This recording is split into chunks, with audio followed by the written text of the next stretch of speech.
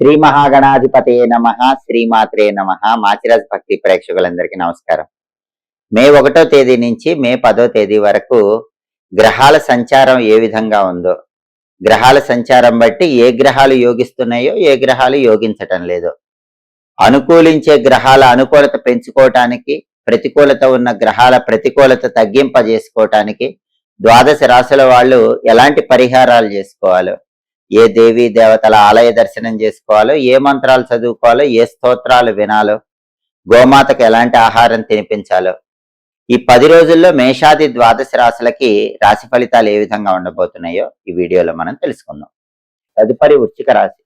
వృశ్చిక రాశి వాళ్ళకి మే 1వ తేదీ నుంచి మే 10వ తేదీ మధ్యలో గ్రహాల సంచారాన్ని, రాశి ఫలితాలను, పాటించాల్సిన పరిహారాలని పరిశీలిస్తే 10 రోజుల ఫలితాలు చూసే 4 గ్రహాల్లో సూర్యుడు 6వ స్థానంలో వృశ్చిక రాశి వాళ్ళకి బ్రహ్మాండంగా యోగిస్తున్నాడు.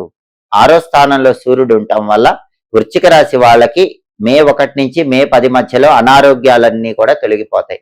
చక్కటి ఆరోగ్య ప్రాప్తిని పొందగలుగుతారు. అలాగే ఆఫీసులో మొత్తం కూడా మీకు అనుకూలంగా ఉంటుంది. మీ సహోద్యోగులు, పై అధికారి అందరూ మీకు అనుకూలంగా ప్రవర్తిస్తారు. ప్రమోషన్ ప్రయత్నాలు అనుకూలిస్తాయి. అలాగే రాజకీయాల్లో ఉన్న వాళ్ళకు కూడా కొత్త పదవులకు సంబంధించిన ప్రయత్నాలు విజయవంతం అవుతాయి. తండ్రి వైపు బంధువుల వల్ల ఉన్న ఇబ్బందులు తొలగిపోతాయి. తండ్రి వైపు బంధువులతో ఉన్న విభేదాలు తొలగిపోతాయి. తండ్రి వైపు బంధువులు మీకు సహకరిస్తారు. తండ్రితో ఉన్న గొడవలు కూడా తొలగిపోతాయి. ఆరోగ్యం బాగుంటుంది, రిలేషన్స్ బాగుంటాయి, రాజకీయాల్లో బాగుంటుంది, ఆఫీసులో బాగుంటుంది. అలాగే వ్యవసాయ రంగంలో కూడా మంచి లాభాలు పొందటానికి కూడా అవకాశం ఉంది. 6వ స్థానంలో సూర్యుడి సంచారం వల్ల వృశ్చిక రాశి వాళ్ళకి ఈ రకమైన అనుకూల ఫలితాలు ఈ 10 రోజుల్లో కనిపిస్తూ ఉంటాయి. అలాగే బుధుడు కూడా 6వ స్థానంలో బ్రహ్మాండంగా యోగిస్తున్నాడు. బుధుడు విద్యా, ఉద్యోగ, వ్యాపార కారకుడు. కాబట్టి తులారాశి వాళ్ళకి, ప్రత్యేకంగా విద్యార్థులకి మే 1 నుంచి మే 10 మధ్యలో బ్రహ్మాండమైన ర్యాంకులు వచ్చే అవకాశం కట్. కాబట్టి వృశ్చిక రాశి వాళ్ళకి మే 1వ తేదీ నుంచి మే 10వ తేదీ మధ్యలో బుధుడు 6వ స్థానంలో సంచారం చేయటం వల్ల ప్రత్యేకించి విద్యార్థులకు బ్రహ్మాండంగా ఉంటుంది. మంచి ర్యాంకులు వస్తాయి, కావలసిన చోట సీట్లు వస్తాయి, ఎడ్యుకేషన్ లో నెంబర్ 1 స్థాయిలో ఉండగలుగుతారు, కొత్త విషయాలు చదువుతారు, కొత్త విషయాలు తెలుసుకోగలుగుతారు. అలాగే వృశ్చిక రాశి నిరుద్యోగులకు కూడా చాలా బాగుంది. నిరుద్యోగులు ఇంటర్వ్యూకి వెళితే వాళ్ళ అర్హతకు తగిన ఉద్యోగం మంచి ప్యాకేజ్ తో వచ్చే అవకాశాలు ఎక్కువగా ఉన్నాయి. వ్యాపారస్తులకు బాగుంటుంది. వృశ్చిక రాశి వ్యాపారస్తులు ఊహించిన దానికంటే ఎక్కువ లాభాలు వస్తాయి. రూపాయి పెట్టుబడి పెడితే 10 రూపాయల లాభం వచ్చే అవకాశం ఉంది. కాబట్టి వృశ్చిక రాశి విద్యార్థులకి, నిరుద్యోగులకి, వ్యాపారస్తులకి బుధుడు 6వ స్థానంలో సంచారం చేయటం వల్ల చాలా అద్భుతమైనటువంటి ఫలితాలు కనిపిస్తున్నాయి. కాబట్టి విద్యారంగం, ఉద్యోగ రంగం, వ్యాపార రంగంలో వృశ్చిక రాశి వాళ్ళు మే 1వ తేదీ నుంచి మే 10వ తేదీ మధ్యలో తిరుగులేని విజయాలు అందిపుచ్చుకోవడానికి ఆస్కారం ఎక్కువగా ఉంది. అలాగే వృశ్చిక రాశి వాళ్ళకి కుజుడు 5వ స్థానంలో వ్యతిరేక ఫలితాలు ఇస్తున్నాడు. అంటే కుజుడి బలం లేదు. పంచమంలో కుజుడు ఉండటం వల్ల వృశ్చిక రాశి వాళ్ళు వాళ్ళ పిల్లల పరంగా ఏదో ఒక ఇబ్బంది ఎదుర్కొంటారు. అంటే పిల్లల విద్య పరంగా కానీ, పిల్లల ఉద్యోగ వ్యాపారాలు, పిల్లల సెటిల్మెంట్, పిల్లల వివాహం, పిల్లల విదేశీయానం, వాళ్ళ సంతానం పరంగా ఏదో ఒక చికాకు ఎదుర్కొనే అవకాశం ఉంటుంది. అలాగే ప్రాపర్టీస్ కొనటానికి కానీ, అమ్మటానికి కానీ పెద్దగా బలమేమీ లేదు. రియల్ ఎస్టేట్ అనేది సాధారణంగానే ఉంటుంది. అలాగే సోదరులతో కూడా కొంచెం జాగ్రత్తగా వ్యవహరించాలి. 5వ ఇంట్లో కుజుడు వ్యతిరేకంగా ఉన్నాడు కాబట్టి ఈ రకమైన ప్రతికూల పరిస్థితులు వృశ్చిక రాశి వాళ్ళకు ఉంటాయి. కుజుడు అనుకూలించాలంటే నానబెట్టిన కందులు బెల్లంతో కలిపి ఆవుకు పెట్టడం, లేదా కేజింబావు కందులు ఎర్ర వస్త్రంలో మూటగట్టి బ్రాహ్మణుడికి దానం ఇచ్చుకోవటం చేయాలి. అలాగే నరసింహస్వామి ఆలయ దర్శనం చేయాలి. ఓం నమో నారసింహాయ రోజు 21 సార్లు చదవాలి. లక్ష్మీ నృసింహ కరావలంబ స్తోత్రం చాంటింగ్ వినాలి. ఇది చేస్తే 5వ ఇంట్లో కుజుడు ఇచ్చే వ్యతిరేక ఫలితాలు తొలగింపజేసుకుని వృశ్చిక రాశి వాళ్ళు అనుకూల ఫలితాలు పొందవచ్చు. అలాగే శుక్రుడు 7వ స్థానంలో వ్యతిరేక ఫలితాలు ఇస్తున్నాడు. వృశ్చిక రాశి వాళ్ళకి శుక్రుడు 7వ స్థానంలో వ్యతిరేక ఫలితాలు ఇస్తున్నాడు కాబట్టి సప్తమ శుక్రుడి వల్ల సంబంధాలు చేతి వరకే వచ్చి నిశ్చయం కాకుండా తప్పిపోయే అవకాశాలు మే 1 నుంచి మే 10వ తేదీ మధ్యలో ఉన్నాయి. అలాగే భార్యాభర్తల మధ్య కూడా చిన్న విషయాలకే ఏదైనా గొడవలయ్యే అవకాశం ఉంది. కాబట్టి భార్యాభర్తలు మాట్లాడుకునేటప్పుడు కొంచెం జాగ్రత్తగా మాట్లాడుకోవాలి. కొత్త పరిచయాల వల్ల కూడా భార్యాభర్తల మధ్య ఇబ్బందులు వచ్చే అవకాశం ఉంది. భార్యాభర్తల మధ్య 3వ వ్యక్తి ప్రవేశించడం వల్ల కూడా భార్యాభర్తల గొడవలయ్యే అవకాశం వృశ్చిక రాశి వాళ్ళకి ఈ 10 రోజుల్లో కనిపిస్తోంది. అలాగే సినిమా టీవీ రంగాల్లో, సంగీత నాట్య రంగాల్లో కూడా రావాల్సిన స్థాయిలో అవకాశాలు రావటం కొంచెం కష్టంగానే ఉంటుంది. టెక్స్టైల్, లేడీస్ ఎంపోరియం, బొటిక్ లాంటి వ్యాపారాల్లో కూడా లాభాలు అంతంత మాత్రంగానే ఉంటాయి.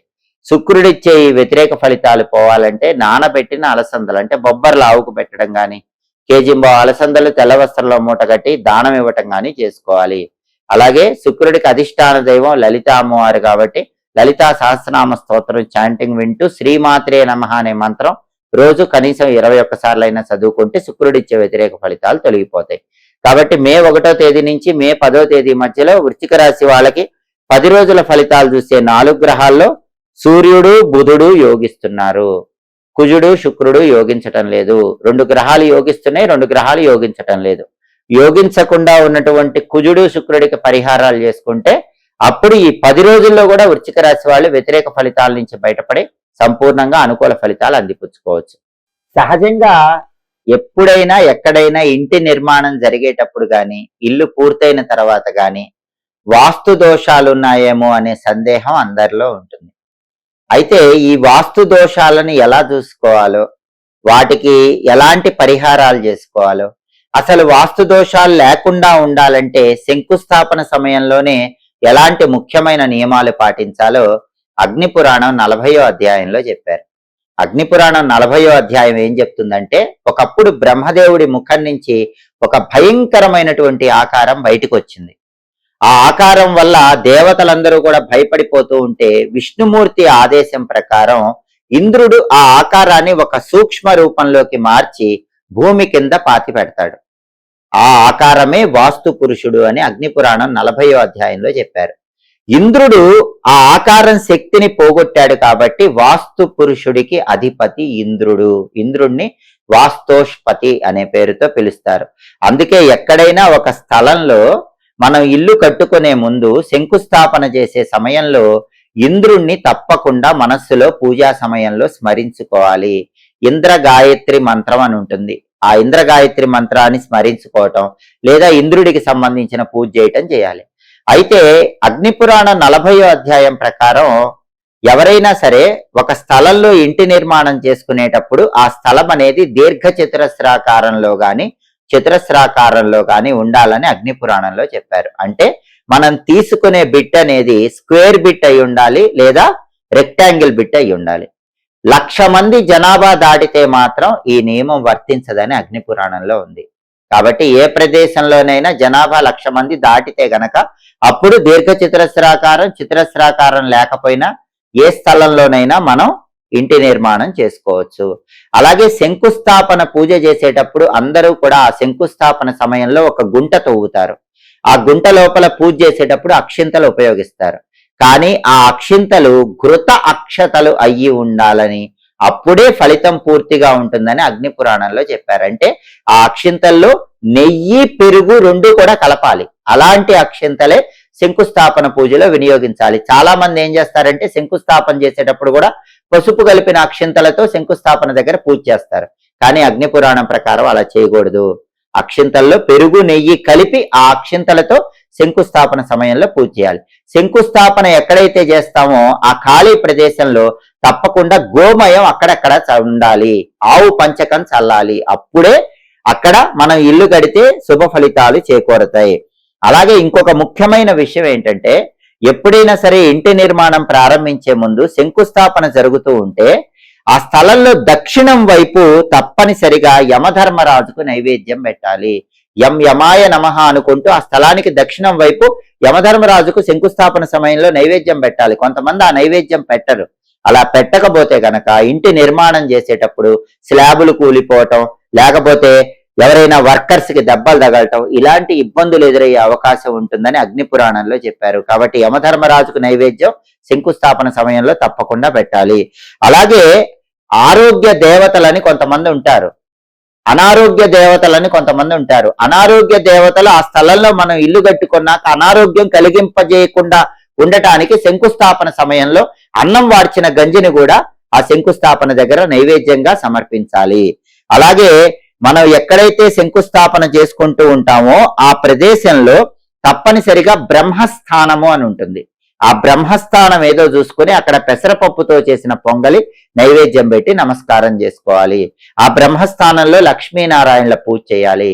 ఎవరైనా శంకుస్థాపన చేసేటప్పుడు బ్రహ్మస్థానంలో పెసరపప్పుతో చేసిన పొంగల్ నైవేద్యం పెట్టకపోతే ఇంటి నిర్మాణం జరిగిన తర్వాత అనేక రకాలైన ఇబ్బందులు వస్తాయి. అలాగే శంకుస్థాపన సమయంలో వరుణ దేవుణ్ణి స్మరించుకోవాలి. ఓం పశ్చిమేశాయ విద్మహే పాశహస్తాయ ధీమహి తన్నో వరుణ ప్రచోదయాత్. వరుణ గాయత్రి మంత్రం అంటారు. పంతులు గారు ఈ మంత్రం చదవాలి. వరుణుడికి సంబంధించిన ప్రత్యేకమైన పూజ చేసుకోవాలి. పద్మ పుష్పాలతో వరుణుణ్ణి ఆవాహన చేసి శంకుస్థాపనప్పుడు పూజ చేయాలి. అలా చేయకపోతే ఏం జరుగుతుంది? స్లాబ్ వేసేటప్పుడు వర్షం పడుతుందని అగ్ని పురాణంలో చెప్పారు. చాలా మంది సరిగ్గా స్లాబ్ వేస్తున్నప్పుడే వర్షం కురుస్తూ ఉంటుంది. స్లాబ్ అయిపోయాక వర్షం పడితే మంచిది. స్లాబ్ వేసేటప్పుడు వర్షం పడితే మొత్తం ఇల్లు అస్తవ్యస్తం అయిపోతుంది. అలా కొంతమందికి జరగటానికి కారణం అక్కడ శంకుస్థాపన సమయంలో వరుణ దేవుడికి పూజ జరగలేదు అని అర్థం. కాబట్టి వరుణ దేవుడి పూజ తప్పకుండా చేయాలి. మొత్తం ఇంటి నిర్మాణం పూర్తి అయిపోయిన తర్వాత ఆ ఇంట్లో తప్పకుండా గృహప్రవేశం చేశాక వాస్తు హోమం చేసుకోవాలి.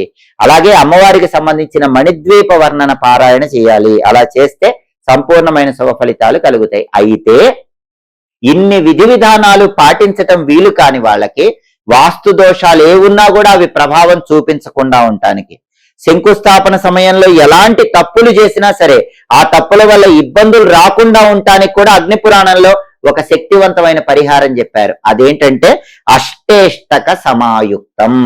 అంటే ఎక్కడైనా దేవాలయ నిర్మాణం జరుగుతూ ఉంటే ఆ దేవాలయ నిర్మాణానికి మీ చేత్తో మీ ధనంతో 8 ఇటుకలు ఇవ్వండి. ఎప్పుడు ఎక్కడైనా జీవితంలో దేవాలయం కడుతున్నారంటే మీ చేత్తో అష్టేష్టక సమాయుక్తం 8 ఇటుకలు మీ ధనంతో ఇస్తే మీరు ఇల్లు కట్టుకునేటప్పుడు శంకుస్థాపన సమయంలో దోషాలున్నా వాస్తు దోషాలున్నా వాటి ప్రభావం వర్తించదు, మీకు ఇబ్బందులు ఉండవని అగ్ని పురాణం 40వ అధ్యాయంలో ప్రామాణికంగా చెప్పారు. ఎప్పటికప్పుడు జ్యోతిష శాస్త్ర పరంగా దిన ఫలాలు, మాస ఫలాలు, సంవత్సర ఫలితాలు, గ్రహాల సంచారాన్ని బట్టి ఏర్పడే ఫలితాలు వీటన్నిటిని తెలుసుకోవాలనుకుంటున్నారా? అయితే మాచిరాజ్ భక్తి ఛానల్ తప్పకుండా చూడండి. మా వీడియోస్ మీకు నచ్చినట్లయితే మా ఛానల్ లైక్ చేయండి, కామెంట్ చేయండి. మా ఛానల్ వీడియోస్ 10 మంది మిత్రులకు షేర్ చేయండి. మా ఛానల్ సబ్స్క్రైబ్ చేసుకోండి. పక్కనున్న బెల్ సింబల్ నొక్కటం మాత్రం మర్చిపోకండి. సర్వే జనాః సుఖినో భవంతు. స్వస్తి.